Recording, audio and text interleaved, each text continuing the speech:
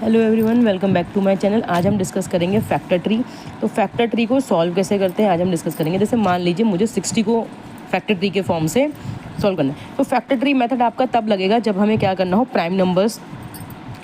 Prime factors find out करने हो किसी भी नंबर के।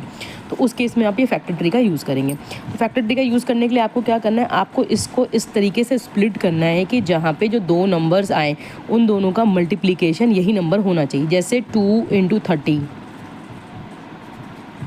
ठीक है। अगर मैं 2 और 30 को मल्टीप्लाई करूँगी तो 60 ही आएगा। ऐसे ही आप 30 के फाइंड आउट करेंगे तो 30 के लिए 3 × 10।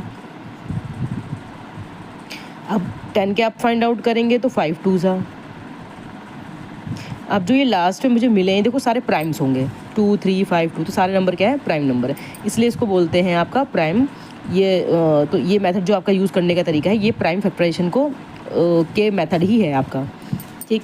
नेक्स्ट करेंगे सेम चीज़ को आप दो तरीके से कर सकते हैं। जैसे 60 का मतलब 2 × 30 भी हो सकता है, और 60 आप कैसे लिख सकते हैं, 6 × 10, ये भी तो 60 है। तो ऐसा नहीं है कि सिर्फ एक ही तरीके से आप इसे सॉल्व कर सकते हैं, एक से ज़्यादा तरीके से आप इसे सॉल्व कर सकते हैं। अब 6 किसका फैक्टर होता है, 6 किसकी टेबल में आता है, तो 2 और 3 को अगर मैं मल्टीप्लाई करूँ तो 6 आ जाएगा। अगर मैं 10 का निकालूंगी तो 2 5 ज़ा 10 हो जाता है।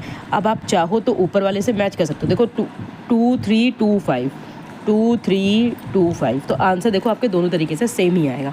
अब हम ले लेते हैं 30 के ले लेते हैं, ठीक। 30 का निकालेंगे तो आप एक ले लीजिए 3 × 10, ठीक। और 10 का क्या हो सकता है, 2 × 5। ऐसे ही आप, और 6 5 ज़ा भी 30 होता है, तो इसके भी फैक्टर्स बन सकते हैं 2 × 3।